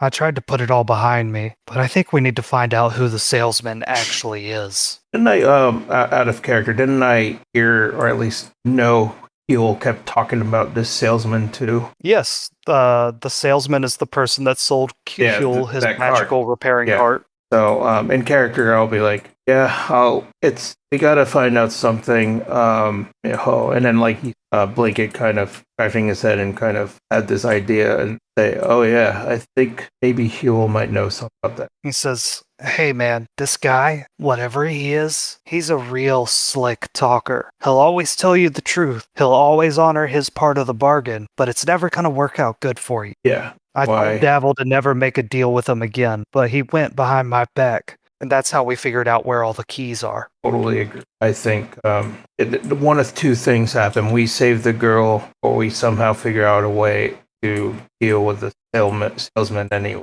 Either way, I think something bad's going to happen. One or the other. Schemo kind of nods in agreement, but he looks a little bit scared, as if the salesman scares him even more than the Castellanters. And he walks over to the bar, and he says, Ghost man, your nastiest drink. I'll take it by the bottle. And Lif, reaches under the bar and pulls out, one of those bottles of wine that, is rotten and has had the cork, half removed. And he slides it over to Schemo, who pours himself a glass. All right, going over to everyone else. Y'all wanted to go back to the academy, correct? Yes. However, I would have given Inchi his dagger back after a block and a half. Okay. Oh, so Inchi doesn't follow them. He fucks off and does his own thing. After he gets the dagger, he just runs off. Okay, perfect. Yep. Okay, Thorgren and Huel, you flash Huel, do you put back up your half-orc disguise to get into El Torchel Villa? Yeah, I'd become the half-orc. Okay. Thorgren, what do you do to disguise yourself? I to get in? flash my badge. They look at your badge and say, Master Dwarf, this is for some kind of half-elf named Master Grung. Correct, and I'm his envoy. He sent me to deal with some things before he starts teaching classes in the next day or so. Deception check, DC 14. Look, if you don't believe me, just ask that fancy I don't. butler. Ask that fancy butler what's his face. I've done some work for him before too. There are lots of fancy butlers here in the castle ward, sir. What are you talking about? Fuck, what's his name? Wait, I have it written down in my book. Milton is who you're thinking of. It is indeed Milton. Sir Milton has left the premises, going back to Castle Enter Manor to his duties there. Good, then you should allow me to go through with my duty. No commoners allowed in El Tocho Villa, sir. Commoner! Oh, here we go. No, okay, I'll go through with the deception check. 17. 17. All right, you managed to sweet talk the guy and convince him that you're an envoy of this Master Grung. And he says, be quick about your business. I'm going to say that it's like 6 o'clock now. The sun has set a bit, so it is dusk right now. What were y'all's plans? Well, we're I talking feel with Thorgan, and I'm gonna be like, listen, what happened with Artie, Artificer? That could have got bad, you know? which part of it? I mean, if we didn't get there in time, it could have gotten worse. You get what I'm saying? But she was with us. I know, but I'm saying if we nipped the bud, we could have prevented it, you know? Which blood are we nipping, hers or theirs? Well, I'm thinking, Because you're not wrong. If we did either, we could have just avoided this entire scenario. I'm gonna lean in and whisper, make sure there's nobody around. And he's gonna say, kidnap the girl. Look, I'll do many things, okay? You know, I'll burn down someone's house, or, you know, ambush a caravan.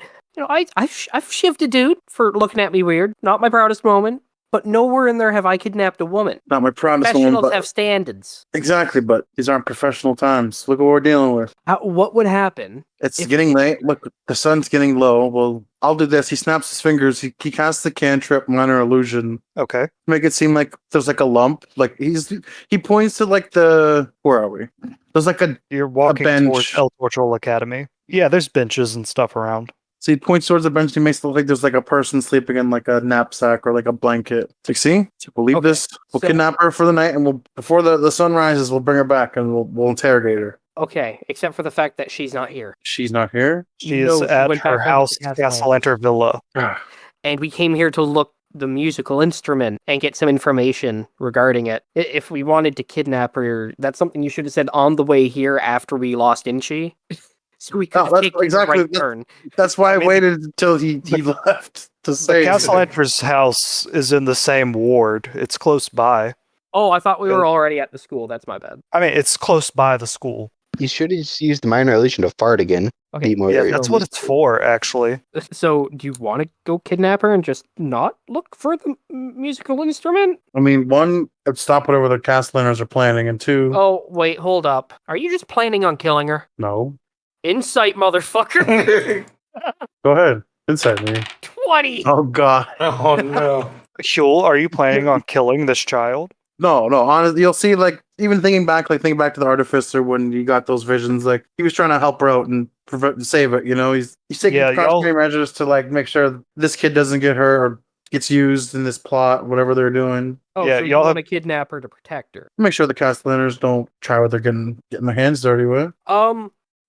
I have a question for continuity. Do I Okay. know that he talks to a demon? Does Thorgren know that? Y'all don't know that he's a demon. You just know that he this was a salesman. Yeah, the person that sold Huel this cart appears to be like magical and kind of shady, but I mean, he sold Huel a cart and like has honored every deal he's made with Huel. You know that little Inchi the Raven works for whoever the salesman is, Okay, and do you we- also know that Destry was afraid of the salesman. Okay. Final question. Do I know that he was told to do this by him, or Huel told you that he had a vision similar to how he had a vision Okay. of the Artificer. I have not had little Inchi or the salesman do it themselves. He just got a vision one night. okay? So Huel, you Alright. say you want to protect her. I believe you, but are you sure there's nothing in there going? You know, the bad voice told me to do this. He scratches his head. He's in the big orc form too for now. He's not like his halfling form. He's like I'm pretty sure. I also love to vision this as like we're walking through the school hallway. There's no students, no teachers. We're just having no. this conversation in the open. Yeah. Getting into the school at night is going to be its own thing. Y'all haven't tried to enter the school yet. Okay, so which It's would up to you you though, rather do? Torgan. Do you want to go into the school or do you want to try to kidnap her now tonight? Maybe we discuss with Blinken and Vinci first before we commit crime. Yeah, you y'all sure? also don't have to feel rushed. Elzira mentioned that her father wants her to perform at the talent show, which is in 3 weeks. So do not feel rushed. Yeah. I'm giving y'all time to plan. Yeah, he'll click in and remember that. Like, oh, it's 3 weeks. We'll talk with Blinken. Nothing's gonna happen overnight. Let's Okay. go investigate your lead there. With Yeah, let's go to the school then. All right, so I'm also gonna hand Huel the badge, like the hall pass, Mm-hmm. and yeah, I guess we'll head on down to the school. All right. Y'all walk up to the school. The sun continues to set. You notice that there's more drift globes here than there are in other parts of the city. They cast a soft yellow or white light wherever they are. There are also street lamps lit by oil that are lit by the Street Lighters Guild, as well, or actually, no, not in this area. It would all be done by noble servants. There are also torches along the path, plenty of spaces to rest and such. There are people milling about. They have their business. There is the cleaners that come and clean parts of El Torchel Academy and El Torchel Museum and other things in the villa.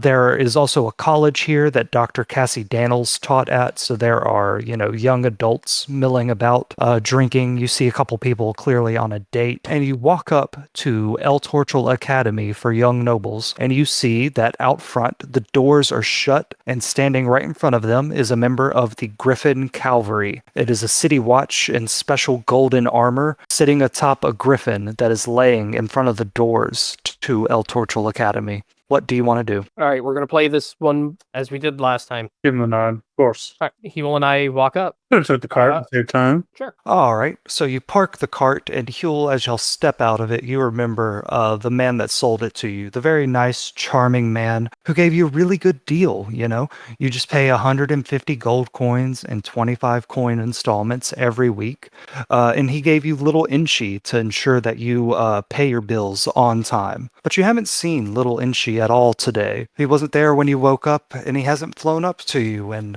suggested you do something wicked at all. Do you miss him at all? He's thinking about him on the cart ride over. I wonder where that little bird is.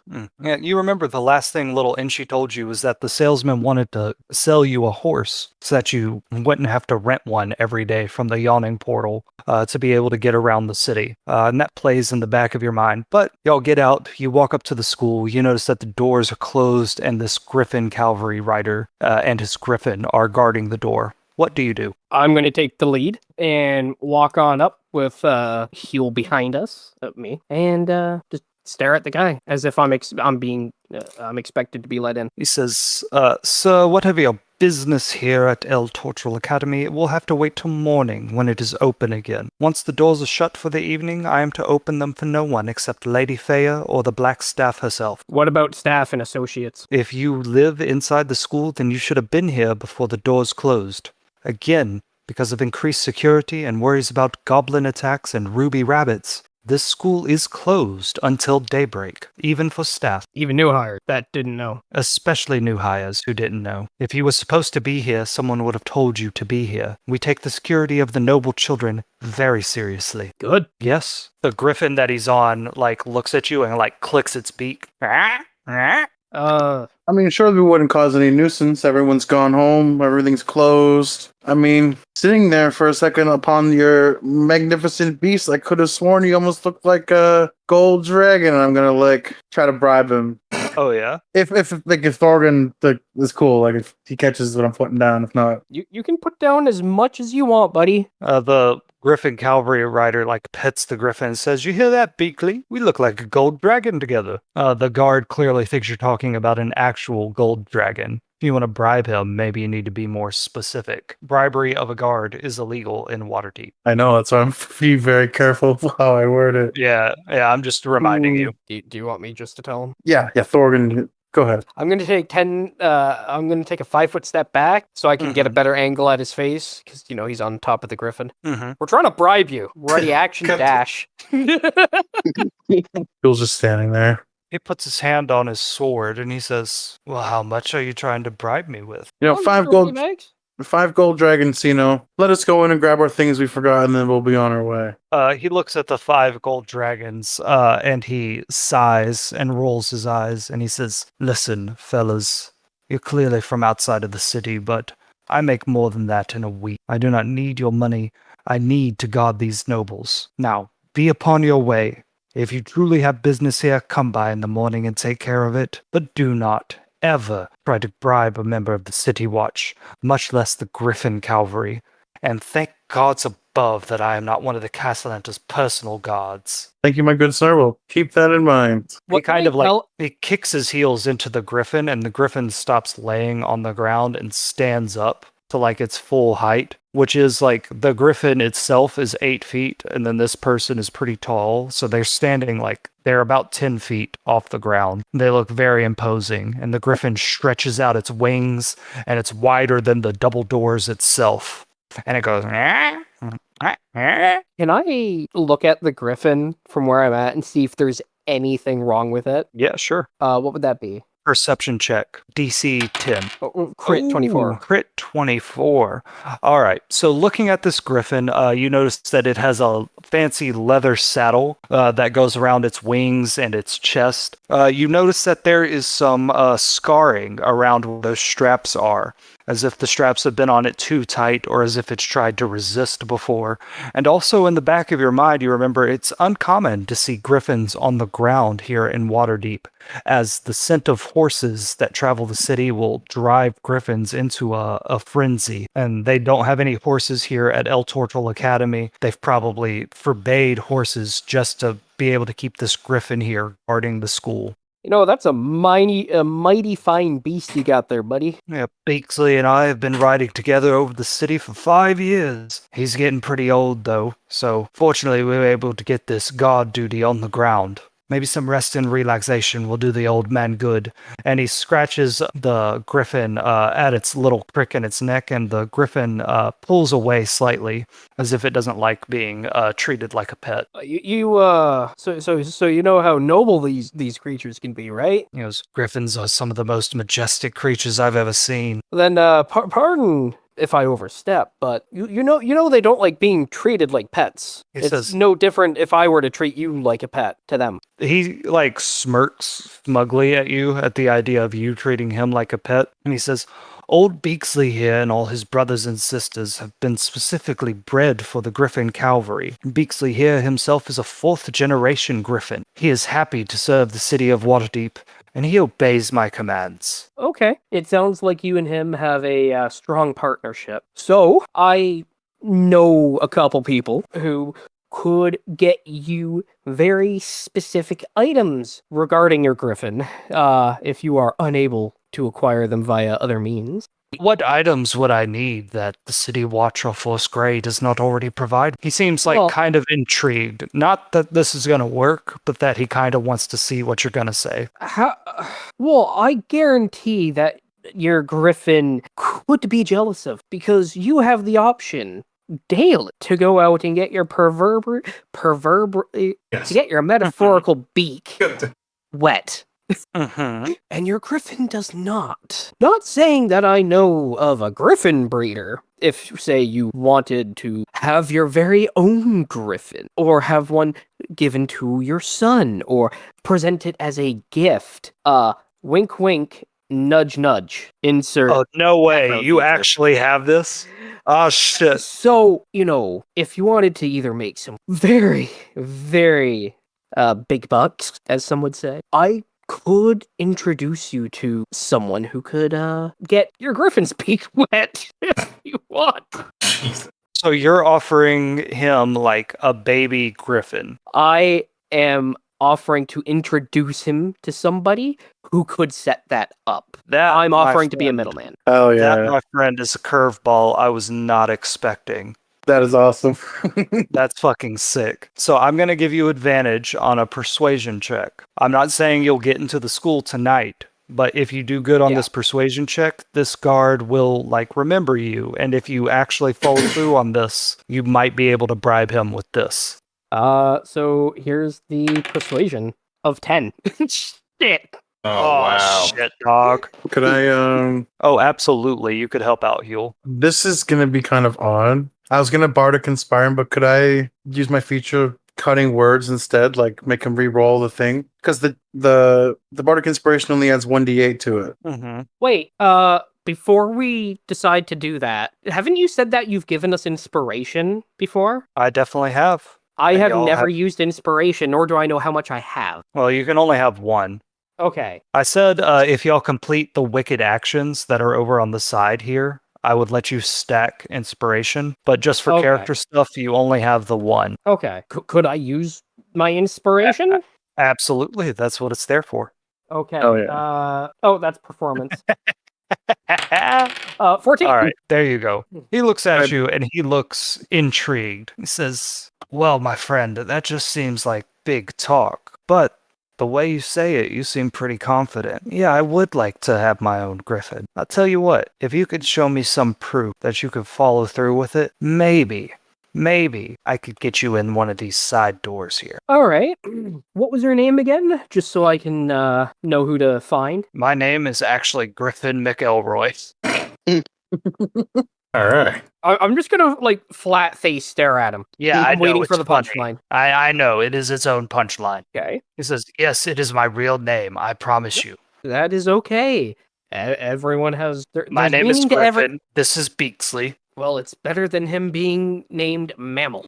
He's not going to let you through tonight, but if you bring this contact or bring proof of it, maybe on a different night, he'd let you do something. He takes his job very seriously. And I think I've said many times that in this campaign in Waterdeep, guards are not going to be easily bribable. It's okay. I know a guy who might know a guy.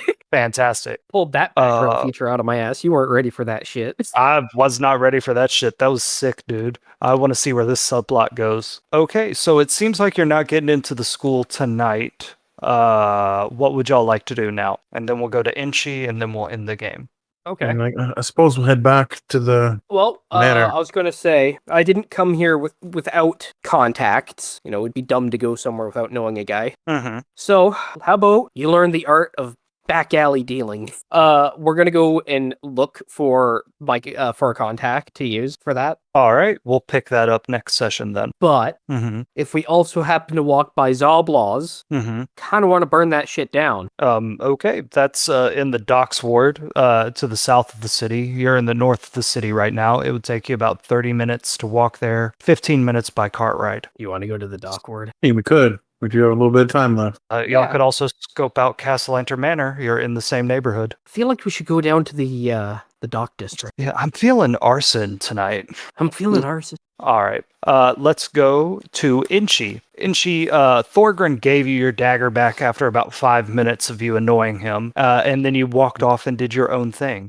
What did you go to do? And she leaves the city into the woods, and he proceeds to his home, his village of his goblin family, who are not inbred, I might add, because all y'all were saying that they're inbred. Did we say that? Brax did, I think. I didn't. Oh, I'm pretty sure he did. I That think sounds that like just something came from Brax your would own head, say. man. Sound very Not even defensive there. Brax. Because they're not. So on one hand, it doesn't sound familiar, but on the other hand, it does sound like something Brax would say. What? It does sound like something Brax would say. It was like from session Yeah, 5. So, 100%. yeah, you know. Yeah, you say he said. Okay, all right. Doesn't deny it. And she just walks into his village in the middle of the night, trying to find his mother. All right. Inchi, it takes you like about an hour to get there. The sun has completely set, the moon is rising, the stars are shining in the sky. But even that light doesn't reach your village because the forest is so thick. You follow the path that your family has made after being here for generations.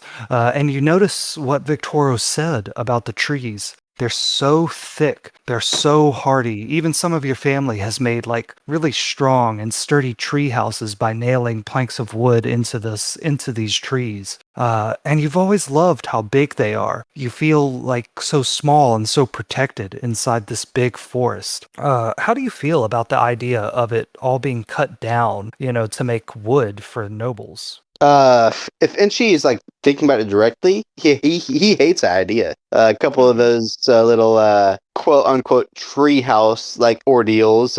He's at least climbed up and looked around and admired the view of his village from above, and he likes everything about his village, and he does not want to see it torn down. You go to your village and you expect it to be kind of like chill. It's late at night, all the chores are done. Everybody's had their soup and their bath in the river if they want to take one. You expect that you'd get there and it would be quiet and peaceful. But everybody, all 60 members of your village, they are around a fire and they are yelling and they are cheering. And your mom is standing up on a platform around the fire. These things that y'all only use for like performances or big speeches. And she's saying, "These people want to come into our home and take it from us after generations of us living here, of us making our lives here, not hurting anyone, not harming anyone, trading with the nearby outlying farms. We are good people, and we're not going to let some noble come and take it all away from us just because of a piece of paper that was signed 200 years ago. No, Soup Village belongs to us." And you see that on this platform, there are two figures. There is Sinesh of Thresh, the frog person that you talked to earlier who made you hallucinate when you touched his skin. And also, there's the turtle, Thromstroker Cause, who is looking out over this group of 60 goblins that are all riled up and radicalized, and he is smiling.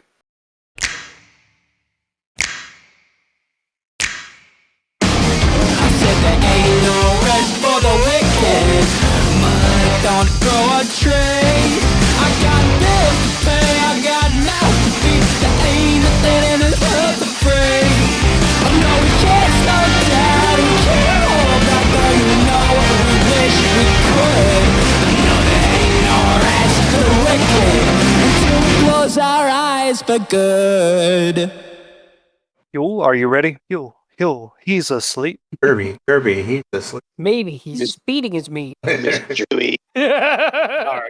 The intro music is Ain't No Rest for the Wicked by Connie Jash, and the video is Waterdeep Dragon Heist by Smite or Flight. This episode also featured piano music covering My Chemical Romance's The End by the YouTube channels Tutorials by Hugo and Dade Bryant.